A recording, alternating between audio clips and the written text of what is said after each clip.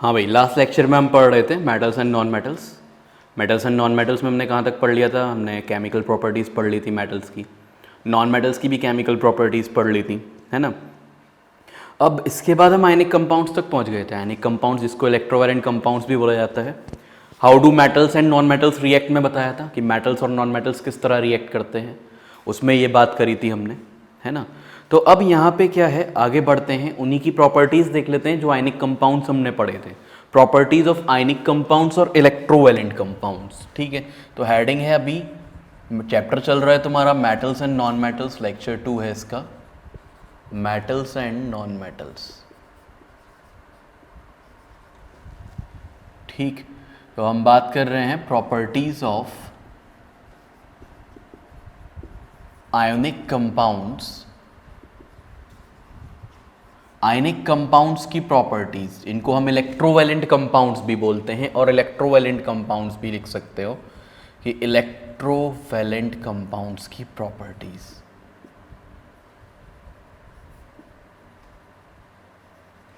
ठीक है भाई। तो आयनिक कंपाउंड्स की प्रॉपर्टीज और इलेक्ट्रोवैलेंट कंपाउंड्स की प्रॉपर्टीज की बात कर लेते हैं। अब पहली क्या प्रॉपर्टी है, फिजिकल स्टेट की बात करते हैं इसकी। फिजिकल स्टेट कैसी होती है? जितने भी आयनिक कंपाउंड्स होते हैं सब क्रिस्टलाइन सॉलिड्स होते हैं। जितने भी आयनिक कंपाउंड्स हैं, वो चाहे NaCl हो, कैल्शियम कार्बोनेट हो, या जो भी हो, वो सारे कैसे होते हैं? क्रिस्टलाइन सॉलिड्स होते हैं, सब सॉलिड्स होते हैं, ठीक है। तो फिजिकल स्टेट की अगर बात करें तो दे आर क्रिस्टलाइन सॉलिड्स, लिख सकते हो, they are crystalline solids. Crystalline का मतलब है क्रिस्टल्स की फॉर्म में होते हैं, छोटे छोटे क्रिस्टल्स होते हैं। जैसे नमक को देखा होगा, उसमें छोटे छोटे से टुकड़े होते हैं। NaCl के जो छोटे छोटे से मॉलिक्यूल्स होते हैं, ये समझ लो। मॉलिक्यूल्स तो नहीं है, मॉलिक्यूल तो और भी छोटा होता है। क्रिस्टल मतलब छोटा टुकड़ा ही हो गया, ठीक है। आगे बढ़ते हैं, सेकेंड पॉइंट पे आते हैं। सेकेंड पॉइंट है कि क्या है सेकेंड पॉइंट? कि दे कंडक्ट इलेक्ट्रिसिटी, और we can say they do not conduct electricity. मतलब क्या हुआ, इसका करते भी हैं और नहीं भी करते। तो इलेक्ट्रिसिटी कंडक्ट वो सॉलिड स्टेट में नहीं करते।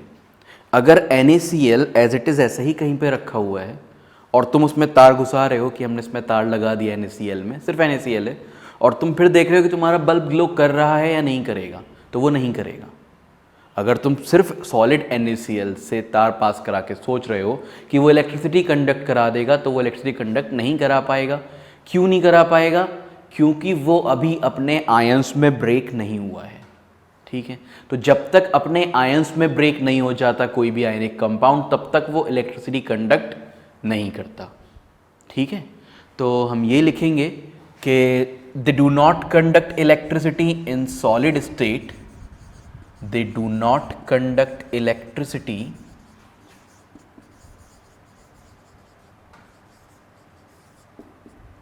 in solid state। तो सॉलिड स्टेट में इलेक्ट्रिसिटी कंडक्ट नहीं करते ये, but they conduct electricity in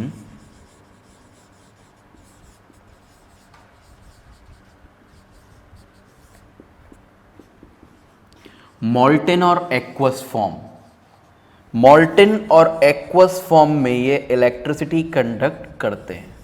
molten का क्या मतलब है? मॉल्टेन का मतलब है पिघला हुआ। अगर NaCl को पिघला लोगे, उसका मेल्टिंग पॉइंट बहुत हाई होता है, वैसे बहुत मुश्किल काम है ये, लेकिन चलो अगर उसे पिघला लिया, मॉल्टेन स्टेट में ले आए, तो हम कैसे कहेंगे कि वो इलेक्ट्रिसिटी कंडक्ट करेगा? तो मॉल्टेन स्टेट में इलेक्ट्रिसिटी कंडक्ट करता है और एक्वस फॉर्म में इलेक्ट्रिसिटी कंडक्ट करता है।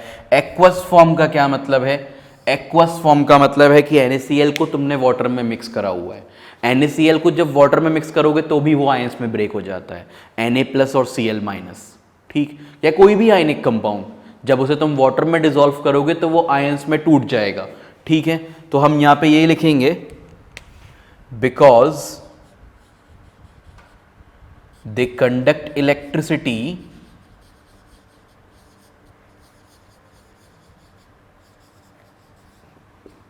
when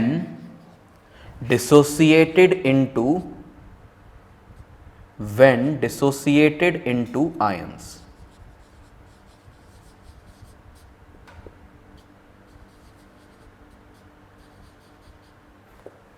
ठीक है भाई।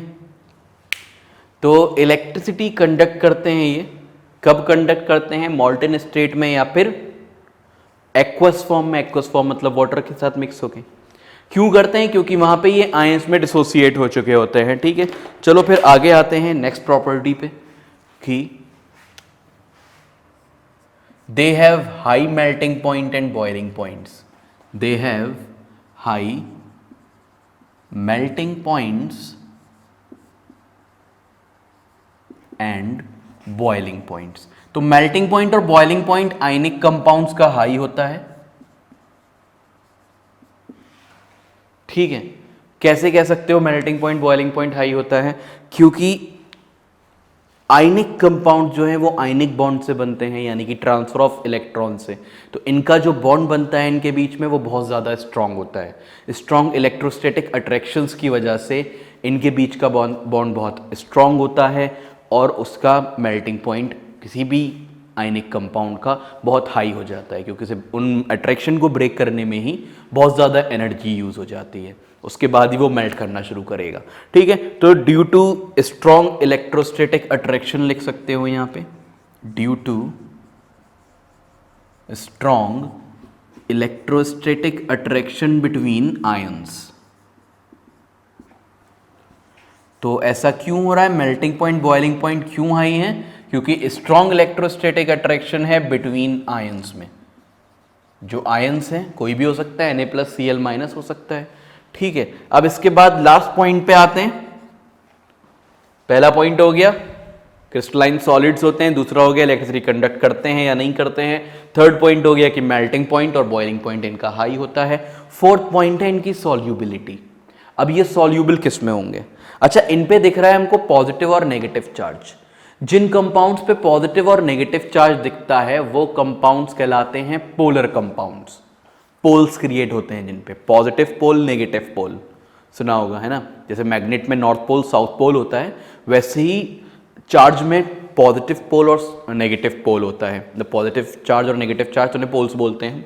ठीक है, तो अब ये जिसमें पोल्स क्रिएट होते हैं, क्योंकि यहाँ पॉजिटिव नेगेटिव चार्ज है तो इसमें भी पोल्स क्रिएट होंगे, है ना। तो जिसमें पोल्स क्रिएट होते हैं उनको हम पोलर कंपाउंड्स बोलते हैं। क्या बोलते हैं? Polar compounds. ठीक, और पोलर कंपाउंड्स जो होते हैं वो पोलर चीजों में ही डिसॉल्व होते हैं। वाटर एक पोलर कंपाउंड है, तो NaCl या कोई भी आयनिक कंपाउंड पोलर है, वाटर भी पोलर है, तो वो उसमें डिसॉल्व हो सकता है। ठीक है, तो they are soluble in water या they are soluble in polar solvents. You can write they are soluble in polar solvents. ये पोलर सॉल्वेंट्स में सॉल्यूबल होते हैं। ठीक है, लाइक वाटर।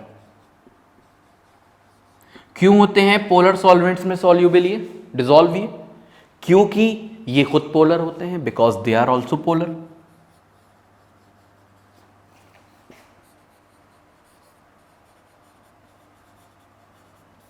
ठीक है भाई, तो क्योंकि ये भी पोलर हैं इसलिए पोलर सॉल्वेंट में डिसॉल्व होते हैं। यहीं पे एक और पॉइंट जोड़ लेना, they are not soluble in non polar solvents.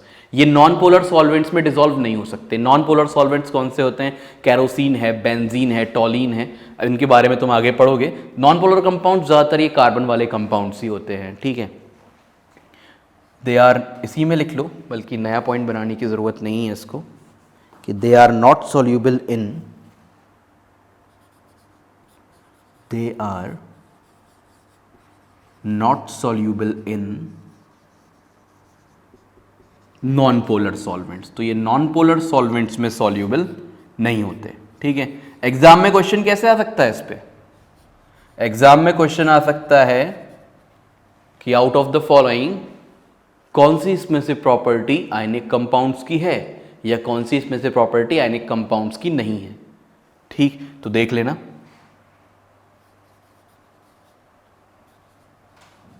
like benzene, kerosene oil etc। ठीक है भाई, तो ये चौथी प्रॉपर्टी हो गई इनकी सॉल्यूबिलिटी। तो ये हमने अभी आयनिक कंपाउंड्स की 4 प्रॉपर्टीज पढ़ी। आयनिक कंपाउंड्स क्या होते हैं? जो मेटल्स और नॉन मेटल्स के रिएक्शन से बनते हैं, उनको हम आयनिक कंपाउंड्स बोलते हैं। आयनिक कंपाउंड्स हम डिस्कस कर चुके हैं लास्ट क्लास में कि वो होते क्या है। उनकी प्रॉपर्टीज हमने यहाँ डिस्कस कर ली। अब एक और तरह के कंपाउंड होते हैं कोवेलेंट कंपाउंड्स। वो कैसे बनते हैं? जब नॉन मेटल्स आपस में रिएक्ट करते हैं तब कोवेलेंट कंपाउंड्स बनते हैं। ठीक है, तो इसके बाद हम बात करेंगे अब कोवेलेंट कंपाउंड्स की।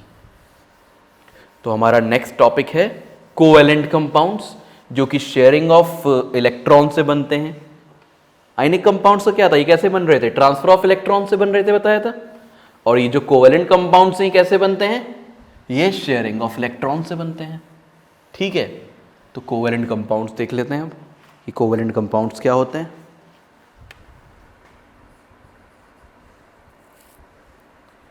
कोवेलेंट कंपाउंड्स ऐसे कंपाउंड्स जो शेयरिंग ऑफ इलेक्ट्रॉन से बनेंगे उनको हम बोलेंगे कोवेलेंट कंपाउंड्स। तो हम लिख सकते हैं कंपाउंड्स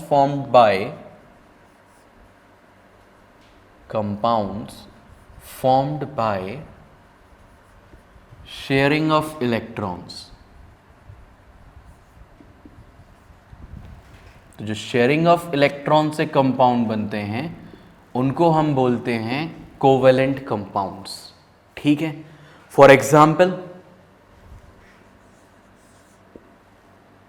H2 मॉलिक्यूल, हाइड्रोजन के पास होता है एक एटम। ठीक है, दूसरे वाले हाइड्रोजन के पास भी एक एटम है। ये दोनों एक एक एटम को शेयर कर लेते हैं, इनके बीच में एक सिंगल बॉन्ड बन जाता है। ठीक, अगर एक इलेक्ट्रॉन पेयर शेयर हो रही है तो हम कह सकते हैं सिंगल बॉन्ड फॉर्म हुआ है। अगर 2 इलेक्ट्रॉन पेयर शेयर हो रही होंगी तो हम कहेंगे कि डबल बॉन्ड है। अगर 3 इलेक्ट्रॉन पेयर शेयर हो रही होंगी तो वो ट्रिपल बॉन्ड होता है। 4 इलेक्ट्रॉन पेयर कभी भी शेयर नहीं होती हैं। ठीक है, तो अब यहाँ पे सिंगल कोवेलेंट बॉन्ड की बात कर लेते हैं कि सिंगल कोवेलेंट बॉन्ड क्या होता है। सिंगल कोवेलेंट बॉन्ड बनता है when one electron pair is shared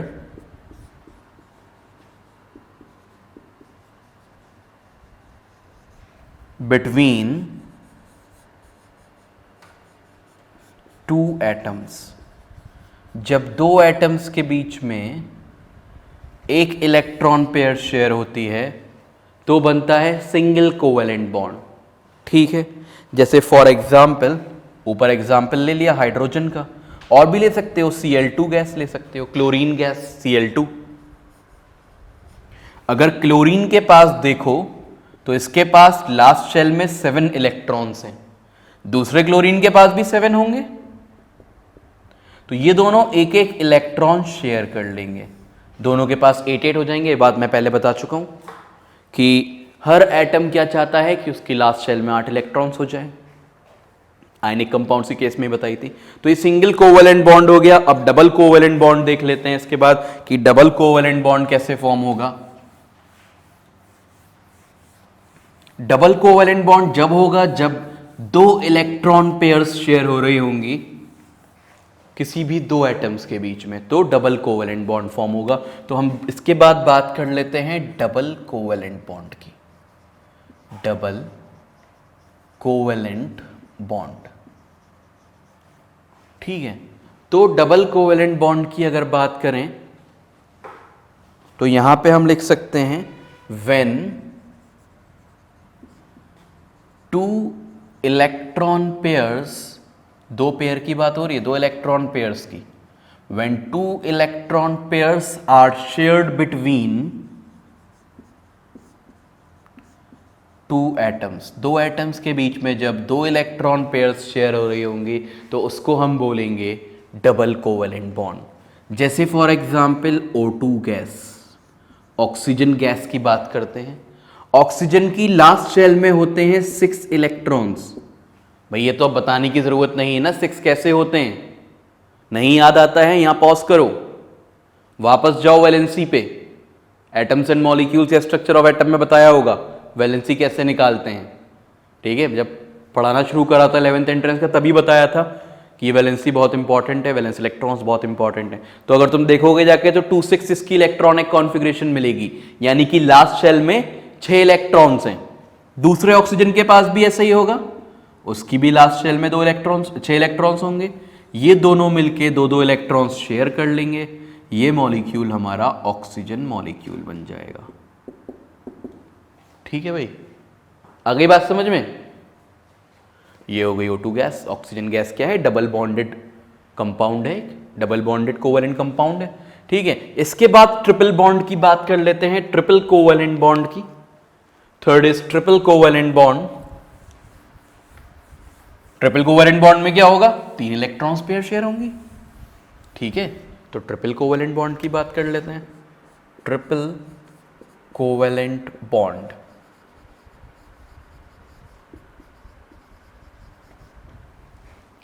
triple covalent bond में 3 इलेक्ट्रॉन पेयर्स शेयर होंगी। When 3 electron pairs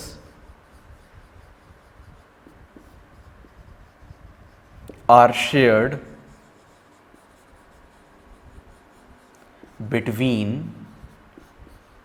2 atoms. जब 2 एटम्स के बीच में 3 इलेक्ट्रॉन पेयर शेयर होंगी तो हम उसे क्या बोलेंगे?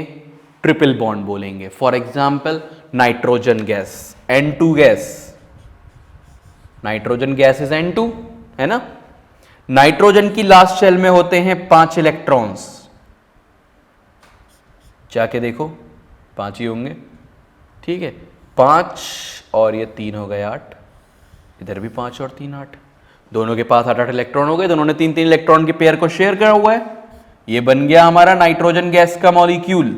अगर कोई कहे नाइट्रोजन गैस मॉलिक्यूल का स्ट्रक्चर बना के दिखाओ तो ऐसा होता है। ऑक्सीजन गैस का स्ट्रक्चर ऐसा होता है। ये सब छोटी छोटी गैसेस का स्ट्रक्चर पता होना चाहिए तुम्हें। Cl2 गैस का भी पता लग गया, अभी थोड़ी देर पहले बनाया था, है ना? यहां तक बात क्लियर हो गई। सिंगल बॉन्ड क्या होता है, डबल बॉन्ड क्या होता है, ट्रिपल बॉन्ड क्या होता है, क्लियर हो गया होगा। ठीक है, अब आगे आते हैं। इसके बाद क्या देखेंगे? इसके बाद हम कुछ स्ट्रक्चर्स देख लेते हैं जो बुक में बनाने के लिए दिए गए हैं, उनको भी बना ही लेते हैं। जैसे CO2 का स्ट्रक्चर पूछा गया है कि CO2 का स्ट्रक्चर कैसा होगा। देखते हैं भाई CO2 का स्ट्रक्चर कैसा होगा। ये तो नोट कर लिया होगा, ट्रिपल, सिंगल, विंगल, डबल सब कर लिया होगा ना। CO2 देख लेते हैं, CO2। अच्छा, अब देखो यहाँ पे, अभी तो तुम पहली बार सीख रहे हो इसको, तो बस ऐसे ही सिंपली सीख लो, क्योंकि एग्जाम में बनाने को तो आएगा नहीं, लेकिन ऐसा कर सकते हैं कि वो तुमसे पूछ लें इसमें से कौन सा स्ट्रक्चर है। अभी तक नहीं आया है क्वेश्चन, लेकिन पूछ सकते हैं। CO2 और मेरे ख्याल से एसिड दिया हुआ है तुम्हारी बुक में, तो इनका ही बनाएंगे बस। CO2 यहाँ पे दिख रहा है हमें, C है और ये 2 O होंगे इसकी तरफ। कार्बन की लास्ट शेल में 4 इलेक्ट्रॉन्स हैं। इस तरह से तुमने 4 इलेक्ट्रॉन्स बना लिए कार्बन की लास्ट शेल में। ठीक है, ऑक्सीजन की लास्ट शेल में कितने होते हैं? 6 होते हैं। 6 इलेक्ट्रॉन्स लगा दिए तुमने यहाँ पे। ठीक, इस ऑक्सीजन के पास भी लास्ट शेल में 6 इलेक्ट्रॉन्स होंगे। थोड़ा सा स्ट्रक्चर का पहले से आइडिया होना चाहिए, तभी हम उसको ड्रॉ कर सकते हैं। ठीक है ना? तो ये CO2 जो है हमारा, यहाँ पे कार्बन था, कार्बन की लास्ट शेल में ये जो मैंने इलेक्ट्रॉन्स शो करे हैं, इसको थोड़ा अलग मार्कर से शो कर देते हैं। तो ये जो इलेक्ट्रॉन्स हैं कार्बन के ऊपर, ये ब्लू डॉट वाले, ये कार्बन के 4 इलेक्ट्रॉन्स हैं, और ऑक्सीजन के ऊपर जो है वो ऑक्सीजन के 6 इलेक्ट्रॉन्स हैं। तो अब 8 पूरे करने हैं इसको सबको ही। ये 6 और ये 2 इसके शेयर कर लेगा। ठीक है, ये 6 और 2 इसके शेयर कर लेगा। ठीक है भाई, इन दोनों ने अपना अपना पूरा कर लिया। अब क्या है कि ये जो कार्बन है ये भी चाहेगा 8 इलेक्ट्रॉन्स हो जाए, तो ये भी यहां से 2 शेयर कर लेगा, 2 इसके साथ, 2 इसके साथ। अगर मैं इसका मॉलिक्यूल बना के दिखाऊं तुमको, तो वो मॉलिक्यूल क्या बनेगा? ये कार्बन बीच में, ये डबल बॉन्ड दोनों के साथ बनाया हुआ के साथ, डबल बॉन्ड ही तो बनाएगा, 2 2 इलेक्ट्रॉन पेयर शेयर हो रही हैं, और इन ऑक्सीजन के ऊपर इनके 2 इलेक्ट्रॉन्स जो अनशेयर्ड वाले हैं वो नजर आ रहे होंगे। ठीक है, ये अनशेयर्ड इलेक्ट्रॉन्स लोन पेयर्स कहलाते हैं, और ये जो शेयर हो गए इलेक्ट्रॉन्स वो बॉन्ड पेयर्स कहलाते हैं। इस बात को याद रखना। खैर अभी इसकी बात नहीं करते हैं लोन पेयर बॉन्ड पेयर की, नेक्स्ट ईयर ही आएगा 11th में जब भी देखेंगे। तो ये क्लियर हो गया होगा CO2 का स्ट्रक्चर कैसे बनेगा। अब बात कर लेते हैं सल्फर की। S8 का स्ट्रक्चर कैसे फॉर्म होगा। देखो S8 के जो स्ट्रक्चर्स हैं वो एक तो सिंपल बना दो कि एक रिंग टाइप का बना दिया है ना, कहीं कहीं पे रिंग टाइप का स्ट्रक्चर बना हुआ होगा। ठीक, तो रिंग टाइप का स्ट्रक्चर फॉर्म कर लो। ठीक है, और वरना फिर जो सही स्ट्रक्चर है इसका वो क्राउन शेप्ड स्ट्रक्चर है। अब वो क्राउन शेप थोड़ा डब्लू जैसा बनता है। इस तरह से मैं पहले बॉन्ड बना देता हूं ताकि तुम्हें प्रॉब्लम, तुम भी ऐसे ही करना, पहले बॉन्ड बना लेना। ठीक है, ये बनाया, यहां से एक लिया, यहां से लिया, यहां से लिया, फिर इससे ज्वाइन कर दिया। इस तरह से तुमने ये डब्लू टाइप का फॉर्म कर लिया, बड़ा डब्लू। ठीक है, बड़ा डब्लू जो होता है, तो बड़ा डब्लू तुमने ड्रॉ कर लिया। अब यहां पे क्या करेंगे हम, यहां पे एक एस रख देंगे, यहां भी एक एस रख देंगे, यहां भी एक एस रख देंगे, यहां भी एक एस रख देंगे, यहां भी एक एस रख देंगे, यहां भी और यहां भी एक एस रख देंगे। ठीक है भाई, तो ये शेप होता है एस, सल्फर एसिड की तरह बताया था मैंने ना, कब बताया था हमें कुछ याद ही नहीं है, बताया था इस मैटर, वो इस मैटर में नहीं बताया होगा, एटम्स एंड मॉलिक्यूल्स में बताया था, जब हम पॉलीएटॉमिक मॉलिक्यूल्स पढ़ रहे होंगे, एटॉमिसिटी जब पढ़ी होगी, है ना, पहले या दूसरे लेक्चर में थी, दूसरे में थी एटॉमिसिटी। ठीक है, दूसरे लेक्चर में बताया था एटॉमिसिटी क्या होती है। एटॉमिसिटी होती है number of atoms present in a molecule, तो ये ऑक्टा एटॉमिक होता है, वहाँ मैंने बताया था, है ना। तो S8 है ये, इसलिए 8 सल्फर दिख भी रहे होंगे तुम्हें, यहाँ 3 ये रहे और ऊपर 5 है। हाँ ठीक है, तो अब इनका हम यहाँ पे क्या करेंगे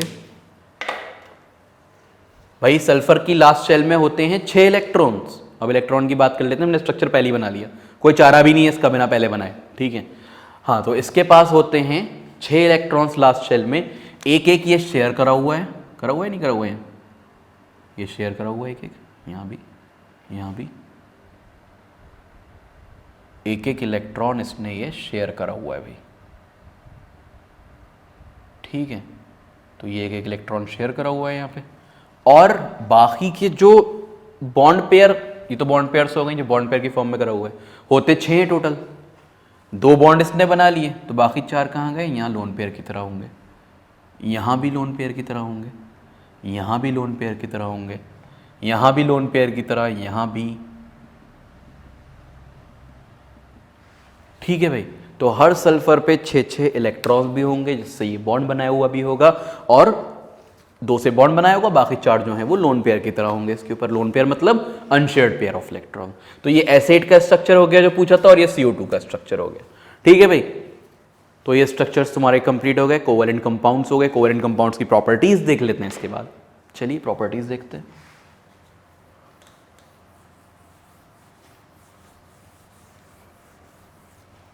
प्रॉपर्टीज ऑफ कोवैलेंट कंपाउंड्स।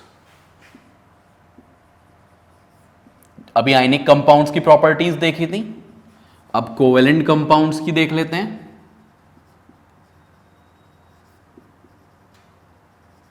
ठीक है, तो पहली क्या प्रॉपर्टी है हमारी, पहली प्रॉपर्टी वहां पे फिजिकल स्टेट थी, आयनिक कंपाउंड्स में फिजिकल स्टेट कि भाई सॉलिड है, लिक्विड है या गैस है, क्या है।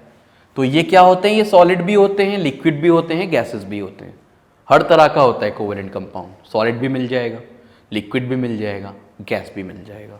ठीक है, तो they can be solids, solids भी हो सकते हैं, liquids as well as gases, और गैसेस भी। ठीक है ना, पहला पॉइंट। दूसरा पॉइंट क्या है, कोवैलेंट कंपाउंड की दूसरी प्रॉपर्टी, वहां हमने क्या पढ़ी थी दूसरी प्रॉपर्टी, इलेक्ट्रिसिटी पढ़ी थी क्या, इलेक्ट्रिसिटी देख लेते हैं। दे do not conduct electricity, most of the covalent compounds do not conduct electricity. ठीक, क्योंकि आयंस ही नहीं है इनके पास, ये आयंस फॉर्म ही नहीं कर सकते। आयनिक कंपाउंड्स आयन फॉर्म कर रहे थे, चाहे वो एक्वस में करें चाहे पिघल के करें, ये आयंस फॉर्म नहीं कर सकते, तो दे डू नॉट कंडक्ट इलेक्ट्रिसिटी। ठीक है, तो हम लिखेंगे दे do not conduct electricity solid form में भी, और मॉल्टन या फिर एक्वस फॉर्म में भी, दे do not conduct electricity. Third point पे आते हैं, वहां बात करी थी मेल्टिंग और बॉइलिंग पॉइंट की, तो इनके मेल्टिंग पॉइंट बॉइलिंग पॉइंट लो होते हैं। They have low melting point and boiling point, short में लिख दिया है मैंने MPPP। Melting point and boiling point इनके लो होते हैं, क्योंकि फोर्स ऑफ अट्रैक्शन कम होता है।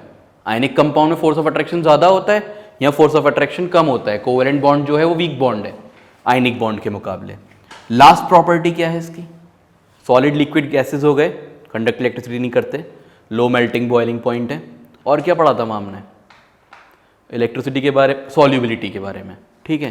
तो सॉल्युबिलिटी वहां पे वो आयनिक जो थे वो वाटर में डिसॉल्व हो रहे थे, पोलर में डिसॉल्व होता है क्योंकि, ठीक है।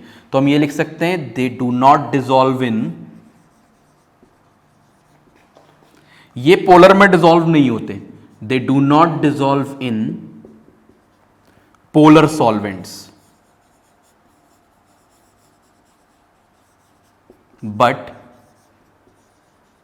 Can be dissolved in non polar solvents. तो ये नॉन पोलर सॉल्वेंट्स में डिसॉल्व हो जाते हैं क्योंकि ये खुद नॉन पोलर होते हैं, बट पोलर सॉल्वेंट्स में डिसॉल्व नहीं होते। तो हम ये लिखेंगे because they are non polar, क्योंकि ये नॉन पोलर होते हैं, ठीक है। ठीक है, चलो ये हो गई प्रॉपर्टीज ऑफ कोवेलेंट कंपाउंड्स। इसके बाद यहां पे तुम्हारा ये आयनिक कोवेलेंट कंपाउंड कंप्लीट हो गया। अब हम बात करते हैं अकरेंस ऑफ मेटल्स की, कि मेटल किस तरह नेचर में अकर करते हैं, कैसे पाए जाते हैं, और अगर कंपाउंड की फॉर्म में है तो उन्हें एलिमेंटल फॉर्म में कैसे कन्वर्ट करा जाता है, फ्री स्टेट में कैसे लाया जाता है अगर वो बॉन्ड बनाए हुए हैं किसी भी चीज़ से। तो ये सब चीज़ें देखेंगे इसके अंदर हम। तो हमारा नेक्स्ट टॉपिक है occurrence of metals, occurrence of metals. देखो ज़रूरी नहीं है कि हर मेटल ऐसे ही खाली पड़ा हुआ मिल जाए।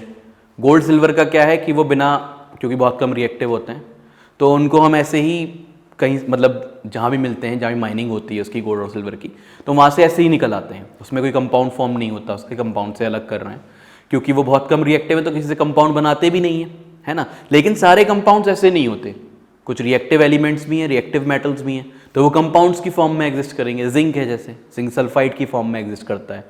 आयरन है, आयरन के बहुत सारे ओर्स होते हैं। एल्यूमिनियम के ओर्स पड़े होंगे, बॉक्साइट पड़ा होगा एल्यूमिनियम का ओर, आयरन का ओर पड़ा होगा, हेमेटाइट, मैग्नेटाइट, ये सब आयरन की ओर भी पड़े होंगे, ठीक है। कॉपर के ओर पड़े होंगे, कॉपर ग्लांस है, गैलेना, ये सब चीज़ें हैं, ठीक है। चलो फिर आगे आते हैं, अकरेंस ऑफ मेटल्स।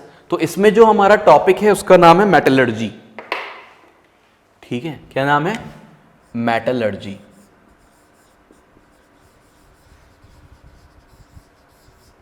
क्या होता है मेटलर्जी? मेटलर्जी प्रोसेस है, ऐसा प्रोसेस जिसमें हम मेटल्स को उनके कंपाउंड्स में से निकालते हैं, एक्सट्रैक्ट करते हैं, ठीक है, by convenient methods. Convenient methods मतलब जो आसान हो, एंड प्रॉफिटेबल मेथड्स। प्रॉफिटेबल मतलब उसमें कुछ हमारा फायदा भी हो, ठीक है। प्रॉफिट, जैसे कि अब फॉर एग्जांपल तुमने कोई मेटल निकाला कहीं से, खर्चा उसमें बहुत आ गया मेटल को निकालने में, उसे बेच के उसकी कॉस्ट भी नहीं आ पा रही है, या उसका सामान भी उतना नहीं बन पा रहा उतनी कॉस्ट का जितने में हमने उसको निकाला था, तो वो प्रॉफिटेबल नहीं हुआ। और कोई चीज़ आसानी से नहीं निकल पा रही है, बहुत एनर्जी देनी पड़ रही है, बहुत मतलब काफ़ी ख़तरनाक है निकालना, उसे आसान नहीं है, तो उसको भी हम मेटलर्जी के अंडर काउंट नहीं करते हैं। तो जो कन्वीनियंटली और प्रॉफिटेबली निकल जाए वो मेटलर्जी में आता है, ठीक है। The process involves extraction of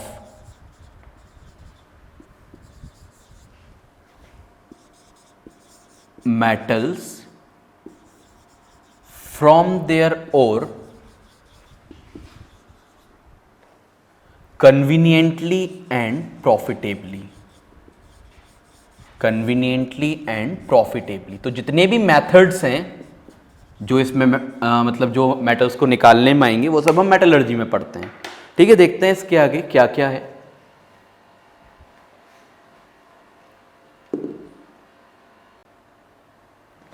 ठीक है भाई, तो मेटलर्जी में देख लेते हैं क्या क्या प्रोसेस होते हैं, कैसे कैसे हम अलग करेंगे मेटल्स को। तो जितने भी ये मेथड्स हैं जिससे हम मेटल्स को ओर्स में से अलग कर रहे हैं, ये सब मेटलर्जी के अंडर ही आते हैं, ठीक है। अच्छा, उसके लिए हमें कुछ टर्म्स पता होने चाहिए, जैसे कि मिनरल्स क्या होते हैं, ओर्स क्या होते हैं। तो पहले हम मिनरल्स देख लेते हैं कि मिनरल्स क्या होते हैं। मिनरल्स वो होते हैं, वो फॉर्म होती है किसी भी मेटल की या किसी भी एलिमेंट की जिस फॉर्म में वो नेचर में पाया जाता है ना। तो जिस फॉर्म में कोई मेटल या कोई एलिमेंट नेचर में पाया जाता है वो फॉर्म उसकी मिनरल्स कहलाती है। ठीक है, तो द फॉर्म इन विच, इस पे क्वेश्चन आ चुका है, डेफिनेशन पे इसलिए लिखवानी पड़ रही है। The form in which an element is found in nature,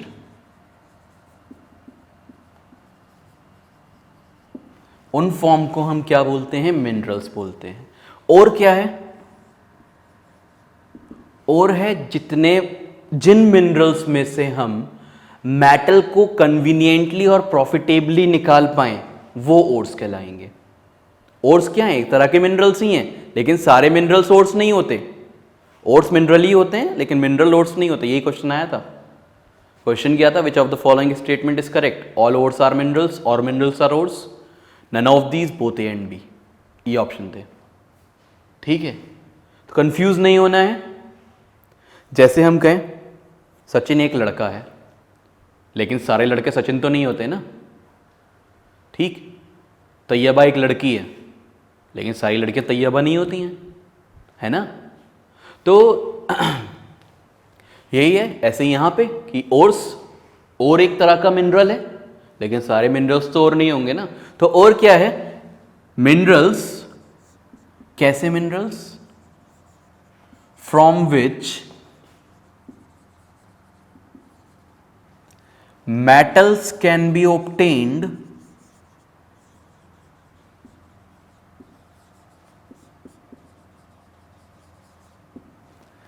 profitably and conveniently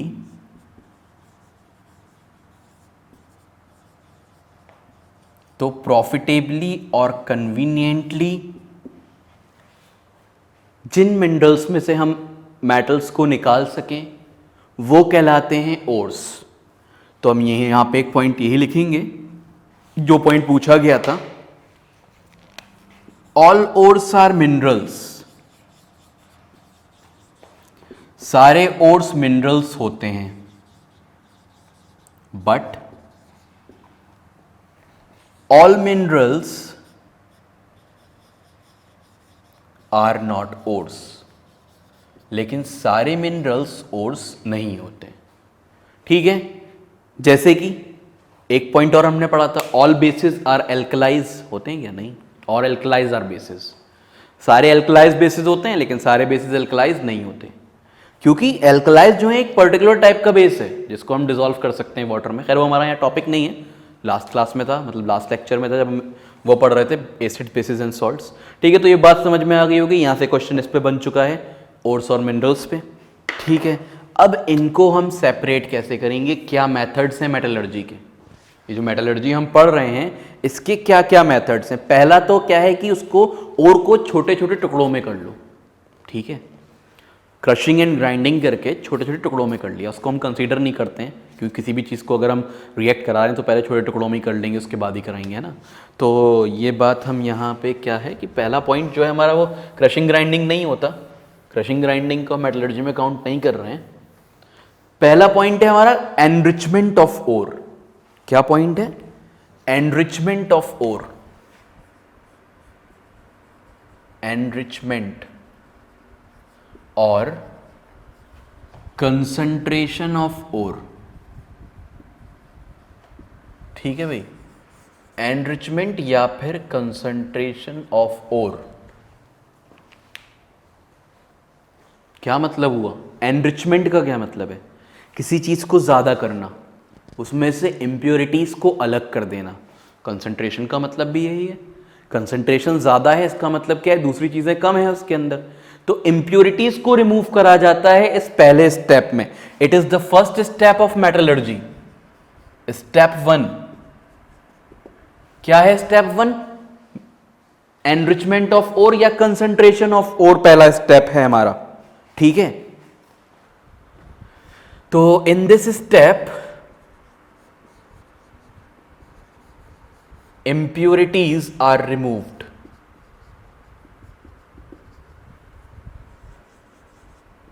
तो इस स्टेप में इम्प्योरिटीज को रिमूव करा जाता है, ठीक है, इस स्टेप में इम्प्योरिटीज को रिमूव करा जाता है। और वो इम्प्योरिटीज कौन सी हो सकती हैं? डस्ट पार्टिकल्स, है ना, और सैंड पार्टिकल्स, डस्ट पार्टिकल्स, जिसको हम गैंगी बोलते हैं। क्या बोलते हैं? Gangue. The rocky and dusty particles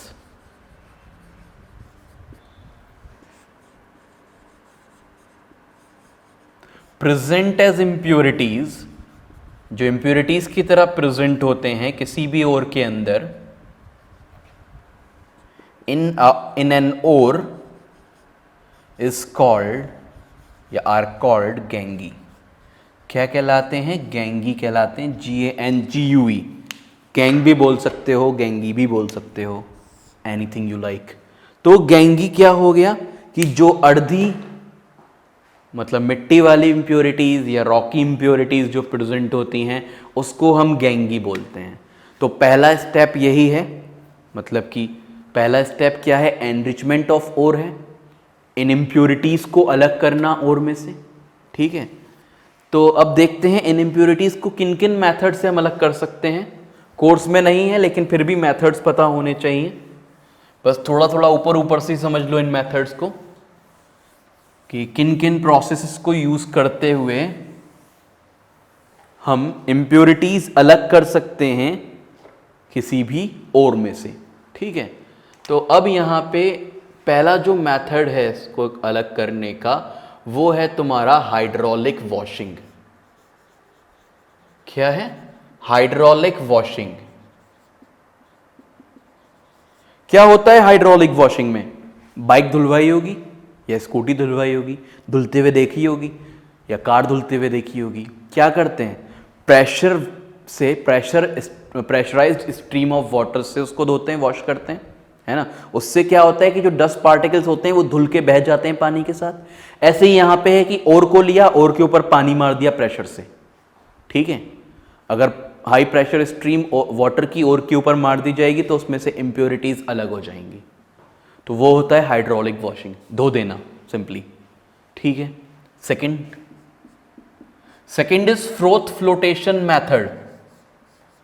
froth, in processes को तुम 12th क्लास में अच्छे से पढ़ोगे। ये पूरा चैप्टर वहाँ पे है, मेटलर्जी के नाम से ही चैप्टर है, आइसोलेशन ऑफ एलिमेंट्स के नाम से, ठीक है। तो इसलिए ध्यान रखना जो चीज़ें यहाँ पढ़ रहे हैं वहाँ भी आनी है। पता चला पूरा चैप्टर छोड़ के चले गए इस टॉपिक के चक्कर में। जितने भी टॉपिक है ना, अभी के लिए नहीं, 11th एंट्रेंस के लिए नहीं, तो कम से कम आगे के लिए तो रिवाइज कर ही लो इनको, ठीक। अगर तुम्हें लगता है कि भाई हमसे नहीं हो पाएगा, वैसे बहुत टाइम है, अभी बहुत ज़्यादा टाइम है, आराम से हो सकता है, ठीक है। तो अगर लग रहा है कि नहीं हो पाएगा तो उसके लिए तो कम से कम पढ़ ही लो कि 12th क्लास में क्या क्या आएगा और 11th में क्या क्या आएगा। जितनी भी चीज़ें पढ़ी हैं 9th 10th में सब आएंगी दोबारा से, थोड़ा सा उठ के आएंगी, थोड़ा लेवल ऊपर होगा। इनको हम डिटेल में पढ़ रहे होंगे जो मैंने यहाँ एक लाइन में लिख दिया है। तो froth flotation method, froth flotation method में क्या होता है कि क्या करते हैं, ओर को हम, फ्रोथ का मतलब क्या है? फ्रोथ का मतलब झाग होता है, कपड़े धोते में झाग जो निकलते हैं उसको फ्रोथ बोलते हैं। तो किसी ओर को अगर तुम धो लो ऐसे ही ऑयल मिला के, या कोई भी फ्रोथिंग एजेंट होते हैं बहुत सारे, उनको मिला के धो लिया, तो जो इंप्योरिटीज हैं अगर वो लाइटर है तो वो फ्रोथ के साथ ऊपर आ जाएंगी, या और अगर लाइटर है तो वो फ्रोथ के साथ ऊपर आ जाएगा, वहां से उसको अलग कर लेंगे, ठीक है। फ्रोथ मतलब झाग के साथ ऊपर आ गया, झाग को अलग कर लिया, झाग में से निकाल लिया हमने, ठीक। तो ये हो गया हमारा froth flotation method. Third part पे आते हैं, थर्ड प्रोसेस पे, मैग्नेटिक सेपरेशन। अगर इंप्योरिटीज आयरन की हैं, आयरन वाली इंप्योरिटीज हैं, फेरिक इंप्योरिटीज हैं, तो उन्हें हम मैग्नेटिक सेपरेशन से अलग कर सकते हैं, ठीक है। तो मैग्नेटिक सेपरेशन हो सकता है। क्लियर हो गई बात? तो ये तीन मेथड्स हैं एनरिचमेंट ऑफ ओर के लिए। अगर हमें ओर की सफाई करनी है तो इन तीन मेथड्स में से हम किसी को भी यूज कर सकते हैं, ठीक है। अब इसके बाद आगे बात करेंगे, हम सेकंड स्टेप पे आएंगे। अभी ओर हमारा साफ हो गया है ना, स्टेप 2 पे आ जाओ। ओर साफ हो गया तो ओर में से सारी इंप्योरिटीज रिमूव हो गई। अब क्या करना है? अब ओर को मेटल में कन्वर्ट कर देना है, ठीक है। कन्वर्जन ऑफ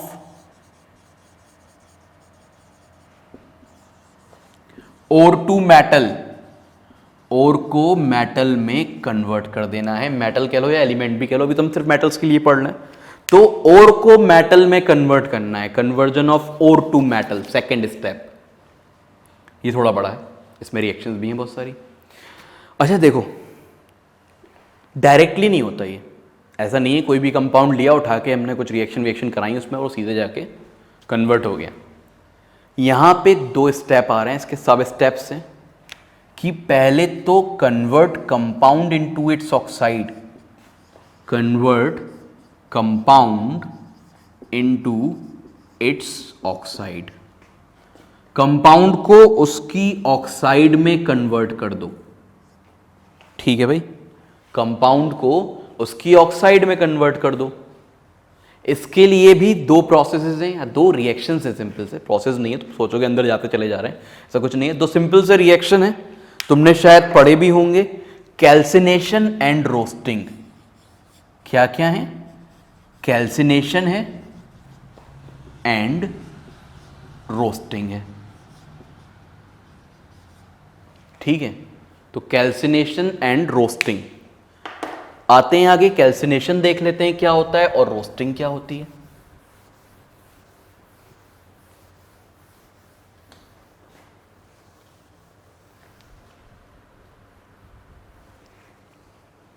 तो पहले कैल्सिनेशन की बात कर लेते हैं कि कैल्सिनेशन आखिर क्या है। कैल्सिनेशन में इंपॉर्टेंट पॉइंट्स हैं, कार्बोनेट और के लिए होता है ये। पहली बात, C for calcination, C for carbonate. Carbonate क्या है? CO3 माइनस, जहां पे भी CO3 लगा होगा उन और के लिए होगा ये। ठीक है, कार्बोनेट किसके लिए होगा? वो सॉरी, कैल्सिनेशन किसके लिए होगा? कार्बोनेट और के लिए। जैसे एग्जाम्पल है ZnCO3, जिंक कार्बोनेट, इसको कैलेमाइन भी बोला जाता है। इस और का नाम है, जिंक का और है ये कैलेमाइन, CALAMINE, कैलेमाइन। ठीक, इसको पहली बात हो गई कार्बोनेट और के लिए। एक और पॉइंट है इसमें, एब्सेंस ऑफ ऑक्सीजन, ऑक्सीजन की एब्सेंस में या लिमिटेड सप्लाई ऑफ ऑक्सीजन।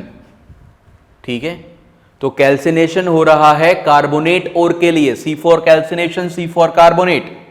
ठीक, और हो रहा है एब्सेंस ऑफ ऑक्सीजन में।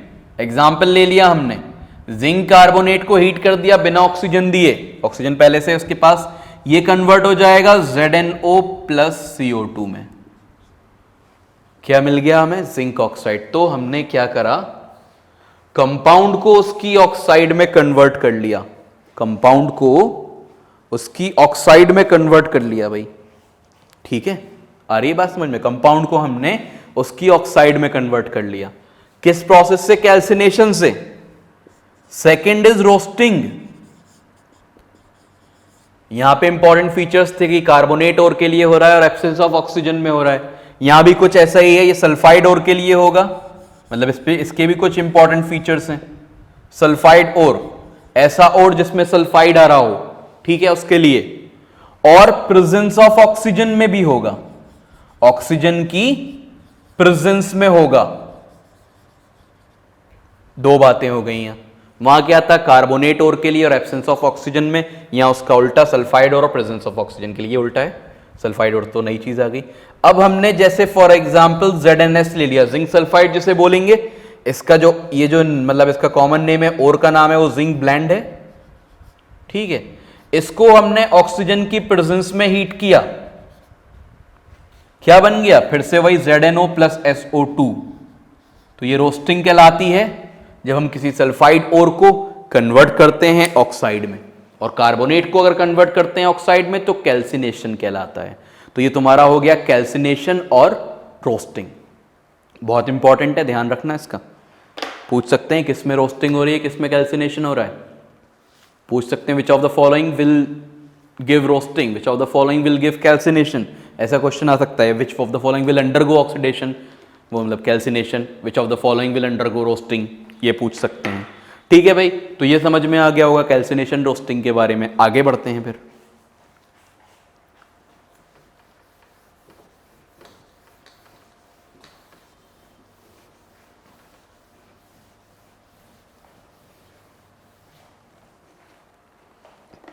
ठीक है, आगे आते हैं। अभी हमने क्या करा कि ऑक्साइड में कन्वर्ट कर लिया, अभी वही चल रहा है, क्या चल रहा है, कंसंट्रेटेड ओर को कन्वर्ट करना मेटल में, मेटल में कन्वर्ट नहीं हुआ है, ठीक है। अब है reduction of oxide, reduction of oxide into metal, oxide का रिडक्शन मेटल में, ठीक है भाई। ये रिडक्शन कार्बन के थ्रू भी होता है, ये रिएक्शन एल्यूमिनियम के थ्रू भी होता है। क्वेश्चन इस पे भी बहुत बनता है, बन भी चुका है, बताऊंगा मैं क्या क्वेश्चन बन चुका है इसके बाद, ठीक है। तो reduction of oxide into metal, zinc oxide आ गई थी हमारे पास, इसी को लेके चलते हैं। जिंक ऑक्साइड को हम कार्बन से रिड्यूस करा लेंगे, किससे, कार्बन से। ये रिएक्शन हमने पढ़ी थी केमिकल रिएक्शंस एंड इक्वेशंस में। क्या होता है यहां पे, Zn प्लस CO बन जाएगा, क्या बन जाएगा, जिंक प्लस कार्बन मोनोऑक्साइड, ये जिंक आ गया हमारे पास जो हमें चाहिए था। पहले हमने जो कंपाउंड गिवन था उसको ऑक्साइड में कन्वर्ट करा, फिर ऑक्साइड को कन्वर्ट कर लिया मेटल में। अच्छा, अब कुछ ऐसे भी कंपाउंड हो सकते हैं जो पहले से ही ऑक्साइड में हो, है ना, जैसे कार्बन, सॉरी जैसे आयरन, ठीक है भाई। मतलब ऐसे भी तो हो सकते हैं ना जो ओरिजिनली ऑक्साइड में फॉर्म हो रहे हो, भाई नहीं फॉर्म कर रहे हो कार्बोनेट और सल्फाइड, सीधे सीधे ऑक्साइड्स हैं वो हमारे पास, तो उनको भी हम ये कर सकते हैं, जैसे Fe2O3, इसको हम रिएक्ट करा देते हैं एल्यूमिनियम से। यहां पे हम एल्यूमिनियम को क्या ले रहे हैं, रिड्यूसिंग एजेंट ले रहे हैं, ठीक। ये देता है Fe प्लस Al2O3, Fe आ गया, आयरन आ गया, ठीक है भाई, आयरन आ गया हमारे पास। और क्या कर सकते हैं, इस एक और बात है इस रिएक्शन के बारे में जो मैंने लिख दी है यहां पे क्या है, आयरन जो है वो ऑक्साइड की फॉर्म में एग्जिस्ट करता है, हमने इसको आयरन में कन्वर्ट कर लिया एल्यूमिनियम से रिएक्ट करा के, एल्यूमिनियम से रिड्यूस करा के। दिस रिएक्शन, इसको हम कह सकते हैं कि this reaction is called thermite reaction, इसको हम थर्माइट रिएक्शन बोलते हैं भाई। तो डायरेक्ट क्वेश्चन आ सकता है व्हाट इज थर्माइट रिएक्शन, या विच of the following is the thermite reaction. तो कौन सी होगी, जब iron oxide, iron third oxide बोलेंगे इसको, it is iron third oxide, जब ये आयरन थर्ड ऑक्साइड रिएक्ट कर रही होगी एल्यूमिनियम से, आयरन थर्ड ऑक्साइड, तो जब ये आयरन थर्ड ऑक्साइड रिएक्ट कर रही होगी एल्यूमिनियम से तो आयरन मिलेगा और Al2O3 मिलेगा, तो इट इज थर्माइट रिएक्शन। बहुत सिंपल है, ठीक है। अब यहां पे क्या है, एक और चीज बुक में तुम्हारे पॉइंट दे रखा है इसमें कि ये जो है रेलवे के जो रेल्स होती हैं, रेल समझते हो, पटरी, पटरी को ज्वाइन करने में यही रिएक्शन यूज होती है, ठीक है। तो दिस रिएक्शन क्योंकि बहुत ज्यादा एक्सोथर्मिक है तो आयरन को पिघला देती है, तो उससे वो जुड़ जाते हैं, ठीक है। दिस रिएक्शन, ये अबव रिएक्शन भी लिख सकते हो, this reaction is used in joining railway tracks. तो ये क्वेश्चन पूछ सकते हैं भाई कौन सी रिएक्शन है जो रेलवे ट्रैक्स को ज्वाइन करने के काम में आती है। ऑप्शन में थर्माइट रिएक्शन भी हो सकता है, रेलवे ट्रैक्स लिखा है मैंने, TRACKS, पता नहीं क्या लग रहा है वो, टी कर लो इसको, ठीक है, रेलवे ट्रैक्स। तो ये रिएक्शन रेलवे ट्रैक्स को ज्वाइन करने के काम में भी आती है। कौन सी रिएक्शन, ये थर्माइट रिएक्शन। अच्छा, लास्ट ईयर एक क्वेश्चन आया था, क्या क्वेश्चन था वो भाई, इसी पे था एल्यूमिनियम पे, लेकिन वो मतलब आयरन वाले पे नहीं था। MnO2 के साथ भी यही होता है कि MnO2 को भी रिड्यूस कर सकते हो ऐसे ही, ठीक है। MnO2 प्लस Al, अगर एल्यूमिनियम से MnO2 को रिएक्ट करा रहे हो, Mn क्या है, मैंगनीज, मैंगनीज भी एक मेटल है, ठीक है। मैंगनीज डाइऑक्साइड को अगर एल्यूमिनियम से रिएक्ट करा रहे हो तो ये इसको भी रिड्यूस कर देगा, Al2O3 प्लस Mn फॉर्म कर देगा, ठीक है। तो ये तुम बैलेंस कर लेना इसको, यहाँ 4 आएगा, यहाँ 2 आएगा, 3 आ जाएगा, यहाँ 3 आ जाएगा, ठीक है। ये तुम्हारी बैलेंस हो गई रिएक्शन। एग्जाम में क्या क्वेश्चन आया था, एग्जाम का ये तो भाई अभी तक हम क्या पढ़ रहे हैं, reduction of oxide into metal पढ़ रहे हैं, उसी में चल रहा है। पहला रिएक्शन ये था, दूसरा ये था, तीसरा रिएक्शन ये आ गया, 3 रिएक्शंस अभी तक पढ़ लिए हमने। ऑक्साइड को मेटल में कन्वर्ट करने के। तीनों इंपॉर्टेंट है, ठीक है भाई। पहले वाला बहुत आसान है, याद हो जाएगा, दूसरे में भी कोई इतना मुश्किल नहीं है, तीसरा ये है जो कि एग्जाम में आ चुका है, ठीक है। क्वेश्चन कैसे आया था? क्वेश्चन ऐसे आया था, MnO2 तो लिख दिया था उन्होंने, कब आया था जरूर ईयर देख के बताऊं तुम्हें मैं कब आया था ये। भाई ये आया था 2016-17 में। 3MnO2 लिखा हुआ था वहाँ, +4x लिखा हुआ था, और ये लिखा था 2x2O3 +3Mn। यहाँ पे x पूछा था क्या है, तो x पूछा था, तो इस बार किसी और में x पूछ सकते हैं। तो x क्या है हमारा? एल्यूमिनियम है x। 16-17 का क्वेश्चन है ये, 2016-17 का। तो x क्या है यहाँ पे? एल्यूमिनियम। ऊपर वाले रिएक्शन से इन्होंने पूछा है ये।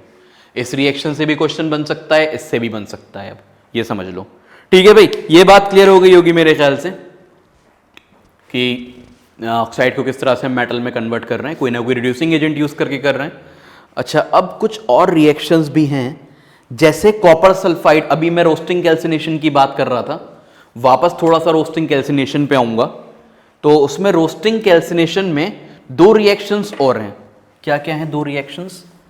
उसको हम extraction of mercury and copper भी बोल सकते हैं। थोड़ा नीचे होते हैं रिएक्टिविटी सीरीज में, ये मॉडरेटली रिएक्टिव नहीं होते। अच्छा हाँ, एक बात तो बताना भूल ही गया मैं तुम्हें कि जो हम मेटल्स को सेपरेट करते हैं ना, वो रिएक्टिविटी देखते हुए करते हैं। मेटल रिएक्टिविटी सीरीज है, वो पढ़ लेना अच्छे से, उस पर भी क्वेश्चन है इस चैप्टर से, ठीक है। तो जो मेटल रिएक्टिविटी सीरीज है उसको देखते हुए करते हैं हम इसमें। तो जो हाईली रिएक्टिव होते हैं उनका मेथड अलग होता है, ये हम पढ़ रहे थे मॉडरेटली रिएक्टिव वाले, ठीक है। तो roasting of some low reactive metals भी देख लेते हैं। Roasting of some low reactivity metals, ऐसे मेटल्स जिनकी रिएक्टिविटी लो होती है, उनकी रोस्टिंग देख लेते हैं, ठीक है। जैसे Cu2s है, कॉपर सल्फाइड। कॉपर भाई एक लो रिएक्टिव मेटल है, यहां हम कॉपर और मरकरी की बात कर रहे हैं, कॉपर एंड Hg की, ठीक है। Cu2s plus O2 gives Cu2O plus SO2। तो क्यूप्रस सल्फाइड को हमने कन्वर्ट कर दिया क्यूप्रस ऑक्साइड में, Cu2O में। ऐसे ही मरकरी HgS है plus O2 gives HgO plus SO2। भाई रोस्टिंग याद है ना सबको, रोस्टिंग में क्या हो रहा था? सल्फाइड और in the presence of oxygen heat हो रहा था। जो ZnS में हुआ था वही इन दोनों में भी हो रहा है, Cu2s और HgS में। कोई फर्क नहीं है, बिल्कुल सेम है ये जो है ZnS में हुआ था, ठीक है। अब बात यह है कि ये जो Cu2O बनी है और ये जो HgO बना है, इनका रिडक्शन कैसे करेंगे, ठीक है। तो इसी में हम आगे देख लेते हैं।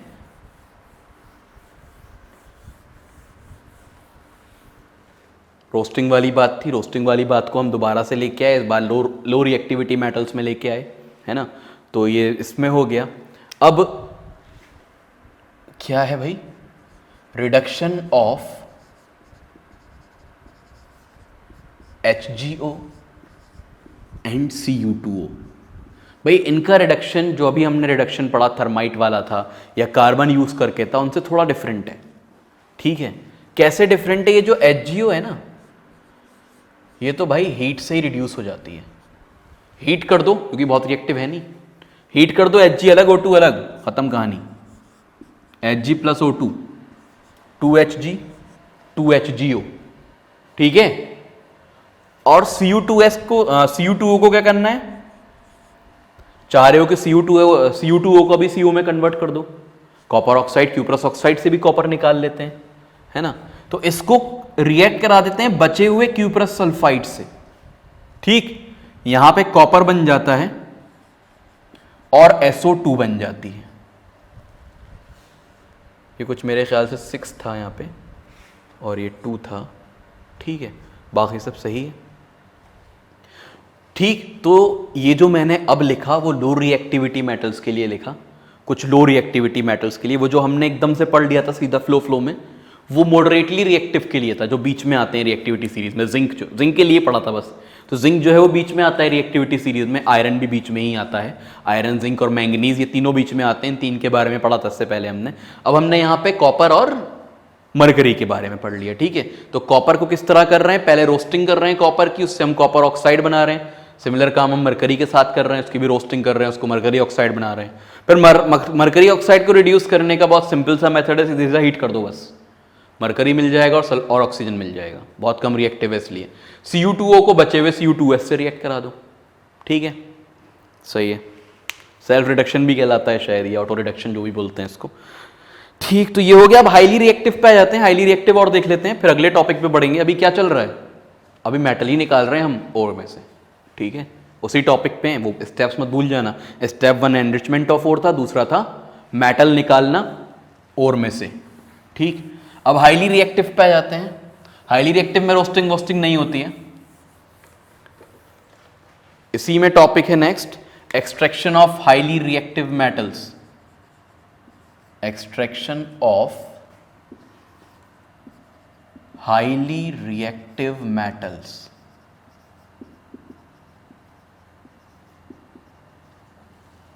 तो जो हाईली रिएक्टिव मेटल्स हैं, जैसे सोडियम है, पोटेशियम है, इसको किस तरह से तुम निकालोगे। एल्यूमिनियम है, ठीक है। मैं खाली सोडियम की बात कर लेता हूं। एग्जाम्पल, सोडियम बहुत हाईली रिएक्टिव है। Na निकालना है, NaCl से निकालना है, फ्रॉम NaCl। क्या करेंगे भाई, इलेक्ट्रोलाइसिस कर देंगे।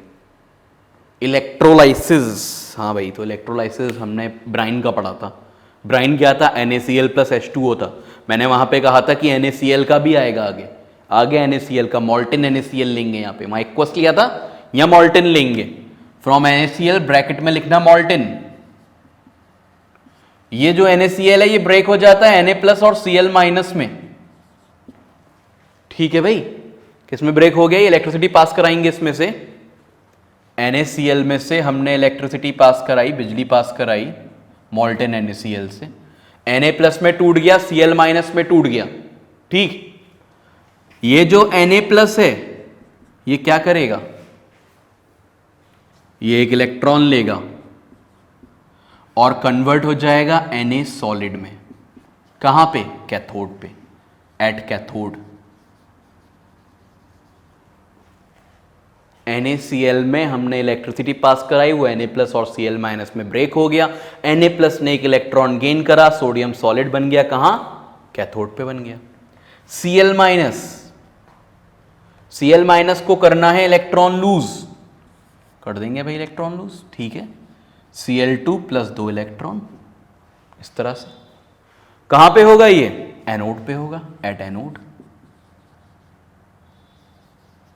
तो एनोड पे मिल गई क्लोरीन गैस, कैथोड पे मिल गया सोडियम।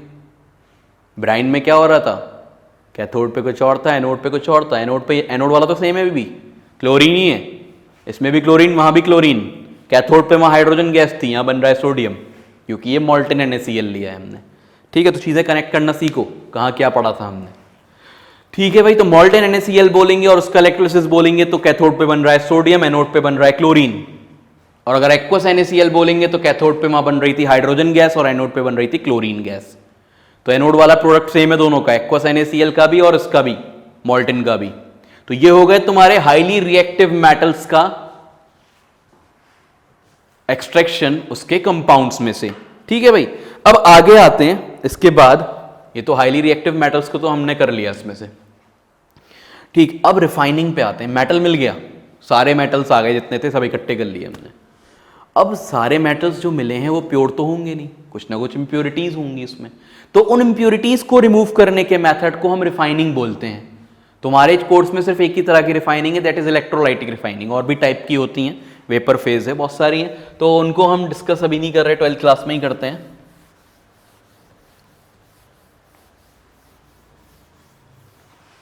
तो लास्ट स्टेप है स्टेप 3 कि वो जो मेटल मिले हैं उनका प्यूरिफिकेशन कर लेना।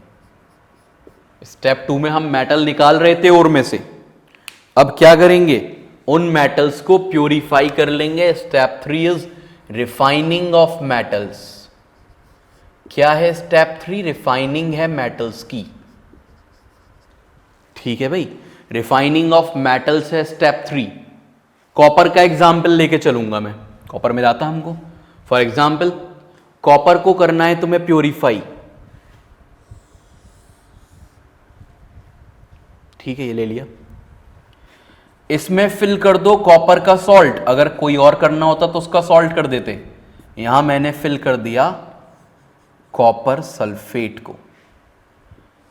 एक पतली सी स्ट्रिप को मैंने बना लिया कैथोड, प्योर मेटल, कहीं से प्योर मेटल लाए, प्योर कॉपर, प्योर Cu है, कैथोड बना लिया है प्योर Cu को, ठीक है। और एनोड बना लेंगे इम्प्योर को, जिसको हमें प्योरीफाई करना है, उसकी एक थिक रॉड लेके उसको हम बना लेंगे इम्प्योर Cu को एनोड। तो इम्प्योर Cu को हमने बना लिया एनोड, ठीक है। बात समझ में आ रही होगी। इम्प्योर कहाँ से मिला? अभी जो हमने निकाला था वो रोस्टिंग करके, उसके बाद फिर उसको कन्वर्ट करा था, है ना, वहाँ से इम्प्योर मिला। प्योर कहीं से उठा लाए, ठीक है। अब क्या हुआ, इसमें हमने इलेक्ट्रिसिटी पास कराई, बैटरी नहीं बना रहा हूँ मैं, समझ में आ जाएगा। जब हमने इसमें से इलेक्ट्रिसिटी पास कराई तो यहाँ पे तुम्हें आयंस दिखेंगे। अरे कोई और कलर वलर नहीं है, हाँ, तो आयंस दिखेंगे यहाँ पे, टूटने लगेगा। ये जो कॉपर सल्फेट है, सॉल्ट किसका है? कॉपर सल्फेट का। Cu2+ के आयंस दिखेंगे, SO4 2- के आयंस दिखने लगेंगे इसमें, ठीक है। बहुत सारे Cu2+, SO4 2- के इस तरह से आयंस इसमें तुम्हें दिखने लगेंगे, है ना। अब ये कॉपर आयंस क्या करेंगे? Cu2+ कैसा होता है? पॉजिटिव होता है, तो ये कैथोड पे जाएगा। कहां जाएगा? Cu2+ कैथोड के पास जाएगा, ठीक है। और कैथोड के पास जाके 2 इलेक्ट्रॉन लूज करके कैथोड पर ये Cu2+, भाई हमने क्या करा? इलेक्ट्रिसिटी पास कराई इसमें से, है ना, सिंपल है, इलेक्ट्रिसिटी पास कराई तो ये Cu2+ SO4 2- में ब्रेक हो गया हमारा कॉपर सल्फेट। ये Cu2+ गया कैथोड के पास, और कैथोड पे इसने क्या करा? 2 इलेक्ट्रॉन करे लूज, और कॉपर सॉलिड में ये कन्वर्ट हो गया, ठीक है। 2 इलेक्ट्रॉन लूज करके ये कन्वर्ट हो गया कॉपर सॉलिड में, ठीक। एनोड पे क्या हुआ? यहां पे तुम्हारा पूरा कॉपर है। अब जब ये देखेगा कि यहां से कॉपर जा रहे हैं, ये कॉपर जाने लगे, ठीक है, तो यहां डेफिशिएंसी हो जाएगी कॉपर की, सारे कॉपर आयन जाके चिपक रहे हैं इसके ऊपर, डेफिशिएंसी हो जाएगी, नहीं हो जाएगी? तो ये क्या करेगा? अपने अंदर से आयंस छोड़ना शुरू करेगा, इसमें से Cu2+ निकलेंगे। ये ब्लू वाले Cu2+ कहां से निकल रहे हैं? ब्लू से लिखा है जो ब्लू सी, अगर वो लिखा हुआ नहीं दिख रहा कोई दिक्कत नहीं है। ब्लू वाले कहां से निकल रहे हैं? एनोड में से निकल रहे हैं। क्यों? पूरा करने के लिए, उसकी न्यूट्रलिटी को मेंटेन करने के लिए, क्योंकि उसमें पॉजिटिव चार्ज कम हो गया है। तो ये निकलेगा, फिर ये भी इधर ही भाग जाएगा, ठीक है। ऐसे ही निकलते रहेंगे और कैथोड की तरफ भागते रहेंगे, यानी कि एनोड पे क्या रिएक्शन होती रहेगी? एनोड पे जो कॉपर सॉलिड है वो 2 इलेक्ट्रॉन लूज करता रहेगा। ये उल्टा लिख दिया था ऊपर वाला मैंने, ऊपर वाला सही करो पहले तो ये क्या कर रहा है? ऊपर वाला जो है ये 2 इलेक्ट्रॉन गेन कर रहा है और ये कन्वर्ट हो रहा है Cu सॉलिड में, ठीक। और यहां पे ये क्या कर रहा है कि ये 2 इलेक्ट्रॉन लूज कर रहा है एनोड वाला, और कन्वर्ट हो रहा है कॉपर आयन में, क्योंकि यहां जरूरत है, यहां से कॉपर जा चुके हैं कैथोड के पास, ठीक है। तो कैथोड पे ये रिएक्शन कंटिन्यूअस होती रहेगी कि यहां से सॉल्यूशन में से इसके पास कॉपर आता रहेगा, कॉपर के जो आयंस हैं वो कन्वर्ट होते रहेंगे कॉपर में, और जब यहां कमी होती रहेगी तो एनोड सप्लाई करता रहेगा कॉपर की। तो एक टाइम ऐसा आएगा इसी में कि ये सब रिएक्शन होते रहेंगे, और थोड़ी देर बाद ये देखा जाएगा जब कैथोड पे लगातार कॉपर चिपका चला जा रहा है जाके, तो जो कैथोड है वो थिक होता चला जाएगा। ये पतली सी रॉड ली थी, इसके ऊपर बहुत सारा कॉपर आके चिपक जाएगा इस तरह से, ठीक है। इस पतली सी कैथोड पर बहुत सारा कॉपर आके चिपक जाएगा, और एनोड पूरा गायब हो जाएगा, और जो इसकी इंप्योरिटी है वो यहां एनोड मड की तरह बच जाएगी।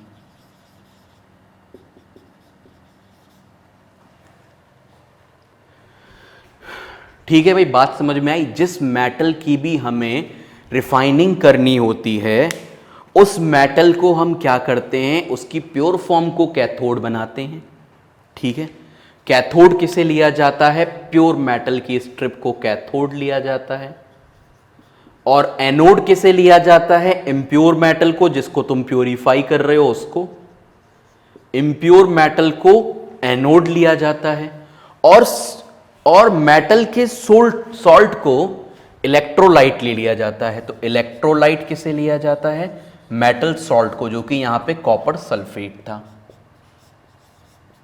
बस तुम्हें यही सब बातें याद रखनी है, और क्वेश्चन कॉपर पे ही आता है, एग्जाम में आएगा तो वो पूछ सकते हैं इलेक्ट्रोलाइट क्या यूज करा, तो कॉपर सल्फेट यूज करा। ठीक है, कैथोड पे कौन सी रिएक्शन हो रही है, तो ये रिएक्शन हो रही है। एनोड पे कौन सी रिएक्शन हो रही है, तो ये रिएक्शन हो रही है। कैथोड पे क्या हो रहा है कि कॉपर आयन कन्वर्ट हो रहे हैं कॉपर सॉलिड में, और वो जाके वहां चिपकते चले जा रहे हैं। और एनोड पे क्या हो रहा है कि कॉपर जो है वो आयंस में ब्रेक हो रहा है। ठीक है, तो ये पूरा प्रोसेस है, इसको समझ लेना, इसको ड्रॉ कर लेना कॉपीज में अपनी अपनी। समझ में आ गया होगा, एक बार और वीडियो रिपीट करके समझ सकते हो उसको, कोई इसमें दिक्कत नहीं।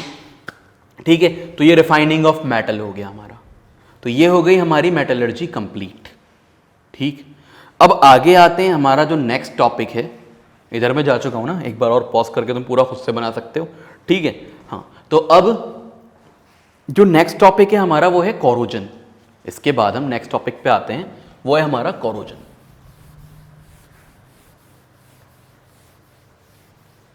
कोरोजन हमने फर्स्ट चैप्टर में पढ़ा था, क्या होता है, degradation of the surface of metal, है ना। कोरोजन क्या है, degradation of the surface of metal, metal की सरफेस का डिग्रेड हो जाना by the action of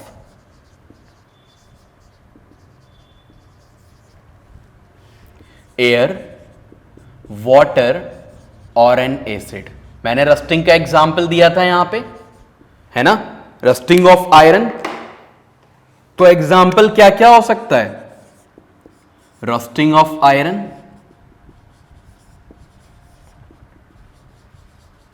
rusting of iron के बारे में हम फर्स्ट चैप्टर में बहुत अच्छे से डिस्कस कर चुके हैं, है ना, कोई रिएक्शन लिखने की जरूरत नहीं है, पीछे हम डिस्कस कर चुके हैं। उसके बाद है कोरोजन ऑफ सिल्वर। सिल्वर का कोरोजन भाई कैसे होगा, सिल्वर क्या आयरन जैसे ब्राउन लेयर फॉर्म कर लेता है अपने ऊपर, फ्लेकी सब्सटेंस ब्राउन, जो रस्ट कहलाती है Fe2O3.XH2, वैसे ही सिल्वर कन्वर्ट हो जाता है सिल्वर सल्फाइड में। ठीक है, forms a black compound, black compound पूछ सकते हैं वो भाई कि सिल्वर, क्योंकि एनसीईआरटी में लिखा है ये सब, black compound of silver sulphide. तो ये सिल्वर सल्फाइड का ब्लैक कंपाउंड फॉर्म कर लेता है सिल्वर, जब इस पे रस्ट लगती है तो। ठीक है, और कोरोजन ऑफ कॉपर अगर देखें,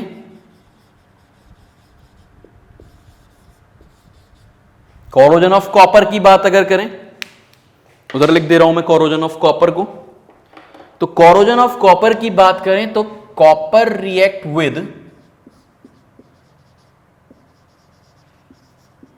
मॉइस्ट CO2, मॉइस्ट CO2 से रिएक्ट करता है copper, and form green copper carbonate. क्या फॉर्म कर लेता है, ग्रीन कॉपर कार्बोनेट फॉर्म कर लेता है कॉपर।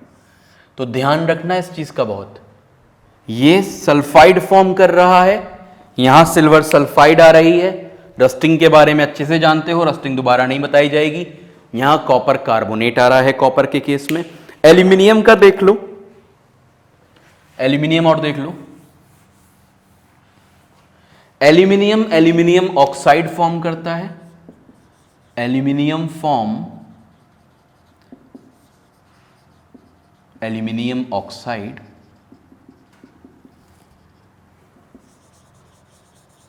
ठीक है। तो एल्यूमिनियम ऑक्साइड फॉर्म करता है। तो यहां हमने 4 एग्जाम्पल ले लिए। एक रस्टिंग ऑफ आयरन जिसको हम डिस्कस कर चुके हैं, कोरोजन ऑफ कॉपर और उसके कोरोजन ऑफ सिल्वर, उसके बाद corrosion of copper, then corrosion of aluminium. ठीक है, अब इसके प्रिवेंशंस देख लेते हैं। प्रिवेंशन फ्रॉम रस्टिंग, रस्टिंग को हम कैसे कैसे प्रिवेंट कर सकते हैं। प्रिवेंशन फ्रॉम रस्टिंग, रस्टिंग को प्रिवेंट करने के क्या क्या तरीके हैं। पेंटिंग है, ग्रीजिंग है ना, ये सब तो सिंपल है। ग्रीज माँ लगाते हैं, ऑयल और ग्रीस लगा देते हैं, पेंटिंग कर देते हैं, सब पता होगा तुमको। ठीक है, मेन जो है यहां पे गैल्वेनाइजेशन, जो नई चीज है वो है गैल्वेनाइजेशन। गैल्वेनाइजेशन में क्या करते हैं, गैल्वेनाइजेशन में जिंक की प्लेटिंग करते हैं। ठीक है, प्लेटिंग ऑफ जिंक, जिंक की लेयर की प्लेटिंग कर देते हैं किसी आयरन के आर्टिकल के ऊपर, उसको हम गैल्वेनाइजेशन बोलते हैं, जिससे कि आयरन फर्दर कोरोड नहीं होता। एक बार जिंक की लेयर उसके ऊपर जब लग जाती है तो क्या लिखेंगे हम यहां पे, plating the layer of, galvanisation क्या है, plating the layer of zinc on iron articles. ठीक है, तो वो गैल्वेनाइजेशन हो गया, इसको नोट कर लो। किसी भी आयरन के आर्टिकल के ऊपर जिंक की प्लेटिंग कर देना, गैल्वेनाइजेशन हो गया। ठीक है, इसके बाद आगे आते हैं, क्या है आगे, एलॉइंग। एलॉइंग क्या होता है, एलॉय में कन्वर्ट कर देना, किसी भी मेटल को एलॉय में कन्वर्ट कर देना। सिर्फ रस्टिंग का ही प्रिवेंशन नहीं है ये प्रिवेंशन कोरोजन का भी हो सकता है ना। तो इसको हम जनरल टॉपिक ही बना लेते हैं, प्रिवेंशन ऑफ कोरोजन कर लेते हैं। ठीक है, प्रिवेंशन ऑफ कोरोजन कर लेना। तो गैल्वेनाइजेशन क्या हो गया, आयरन आर्टिकल्स के ऊपर जिंक की प्लेटिंग लगा देना। उसके बाद है एलॉइंग। एलॉइंग का क्या मतलब है, एलॉय फॉर्मेशन। एलॉयज क्या होते हैं, एलॉयज होमोजीनियस मिक्सचर्स होते हैं 2 और मोर सॉलिड्स का। होमोजीनियस मिक्सचर्स ऑफ 2 और मोर सॉलिड्स। सॉलिड्स मेटल्स भी हो सकते हैं, नॉन मेटल्स भी हो सकते हैं, मे बी मेटल्स और नॉन मेटल्स। ठीक है, तो एलॉयज क्या है, होमोजीनियस मिक्सचर्स हैं, 2 या 2 से ज्यादा मेटल्स या नॉन मेटल्स का। एलॉयज के बारे में अगर हम देखें तो स्टील, स्टील किसका एलॉय है, आयरन एंड कार्बन का। स्टील आयरन और कार्बन का एलॉय है, यहां मैं एलॉय लिख दे रहा हूं। ठीक है, और ब्रास, ब्रास पे क्वेश्चन आ चुका है भाई, कॉपर एंड जिंक का है ये। ठीक है, कि ब्रास किसका एलॉय है, कॉपर जिंक का। ब्रोंज पे आ सकता है। अब ब्रोंज किसका एलॉय होता है, कॉपर और टिन का। एसएन टिन जो होता है, कॉपर एंड टिन हो गया bronze. Solder, SOLDER solder, solder होता है जिंक, जिंक नहीं, टिन एंड लेड का। टिन एंड लेड, पीबी जो होता है लेड, LEAD लेड, पीबी। इसकी मैं वो भी लिख दे रहा हूं शॉर्ट फॉर्म, मतलब सिंबल। टिन का सिंबल SN होता है। ठीक है, तो ये मैंने 4 एलॉयज लिखे अभी, steel, brass, bronze, solder. Steel बना होता है आयरन कार्बन से, ब्रास कॉपर जिंक से, ब्रोंज कॉपर और टिन को मिला के बनता है, सोल्डर बनता है टिन और लेड को मिला के। ठीक है, आगे आते हैं, एमलगम। इसके बाद क्या है, यहां इधर की तरफ लिख देता हूं मैं, एमलगम देख लेते हैं फिर कि एमलगम क्या है। एमलगम एलॉय होता है मरकरी का, मरकरी प्लस एनी मेटल। अच्छा, मरकरी का और भी सिनाबार कहलाता है, मैं वहाँ बता नहीं पाया। मरकरी का और सिनाबार, CINNABAR, तो वहाँ नोट कर लेना, सिनाबार कहलाता है। ठीक है, तो एमलगम और हो गया मरकरी और सॉरी एलॉय हो गया मरकरी या फिर किसी अदर मेटल का। ठीक है, इसके बाद एलॉयज की प्रॉपर्टीज देख लेते हैं कुछ, क्या प्रॉपर्टीज हैं एलॉयज की। प्रॉपर्टीज ऑफ एलॉयज,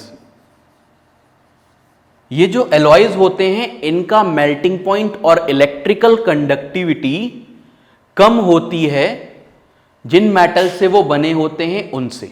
ठीक है, तो हम यहां लिखेंगे मेल्टिंग पॉइंट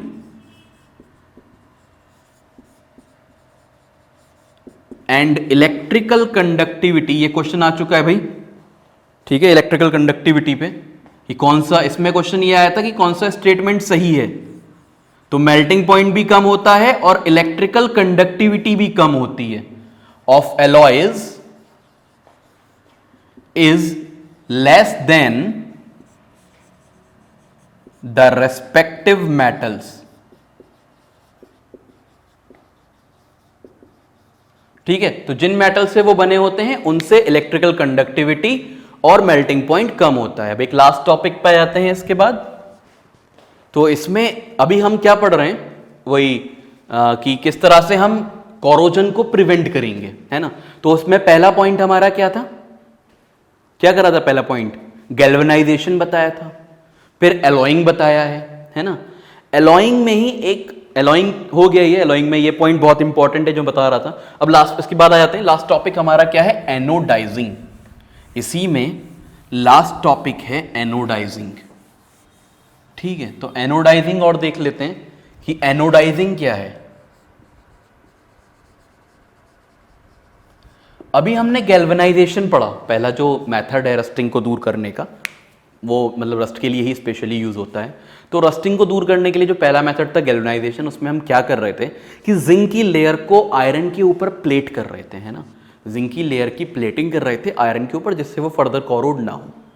अब ये एनोडाइजिंग किस लिए यूज होती है, एल्यूमिनियम को रस्ट होने से बचाती है, एल्यूमिनियम को कोरोड होने से बचाती है। सॉरी, रस्ट तो वर्ड आयरन के लिए यूज होता है। तो एल्यूमिनियम को कोरोड होने से एनोडाइजिंग बचाती है। जैसे गैल्वेनाइजेशन आयरन को बचाता है, वैसी एनोडाइजिंग एल्यूमिनियम को बचाती है। एलॉइंग सबको बता सकता है, एलॉय जो था, एलॉय तो हर चीज का बन सकता है ना। इवन गोल्ड का भी एक एलॉय है। गोल्ड का एलॉय क्या होता है, जैसे 22 कैरेट गोल्ड आता है ना, 24 कैरेट जो होता है वो 100% होता है। ठीक है, तो इस बात को भी इसी में कहीं लिख लेना, स्टार बना के। 24 कैरेट गोल्ड इज, सुना होगा कैरेट, CARAT कैरेट है ये। 24 कैरेट गोल्ड इज 100% गोल्ड। ठीक है, तो 24 कैरेट गोल्ड 100% गोल्ड है। उसके बाद जितना भी कम होता जाता है परसेंटेज कम होती जाती है। 22 कैरेट और कम हो जाएगा, जितना भी ये निकाल लो, 24 का 22 कितना होता है परसेंटेज, मैथ्स आती है तुमको, है ना। तो 24 कैरेट 100% है। खैर, हम एनोडाइजिंग पे वापस आते हैं। यहां पे हम एल्यूमिनियम के आर्टिकल के ऊपर लेयर लगाते हैं, किसकी, एल्यूमिनियम ऑक्साइड की।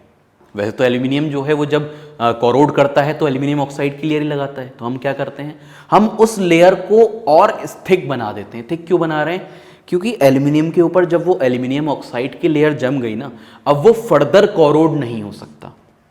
एल्यूमिनियम अब फर्दर कोरोड नहीं होता, वो प्रोटेक्ट करती है उसको बाकी अदर और कोरोजन से, आगे फर्दर कोरोजन से। ठीक है, तो हम क्या करते हैं कि कोई भी चांस ना रहे उसके लिए और थिक कर देते हैं उस लेयर को, उसी को एनोडाइजिंग बोलते हैं। ठीक है, तो हम क्या लिखेंगे यहां, thickening of layer of aluminium oxide, that is Al2O3 on aluminum articles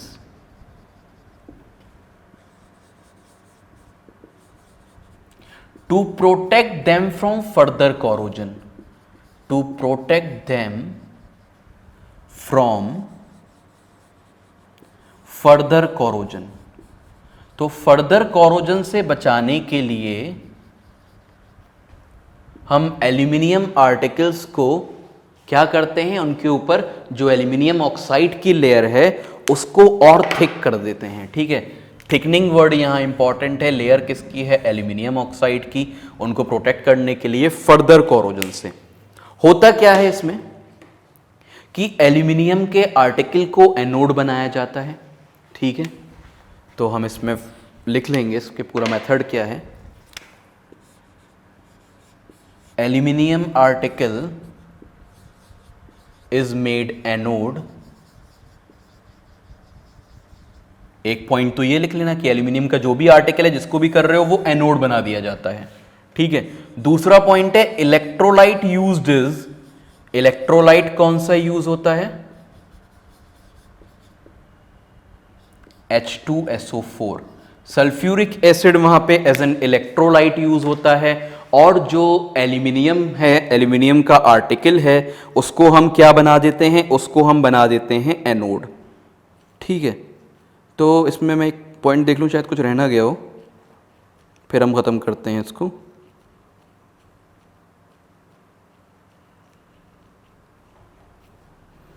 सही है, मेरे ख्याल से कुछ रहा नहीं है, पूरा चैप्टर ये हो गया तुम्हारा। ठीक है, चलो फिर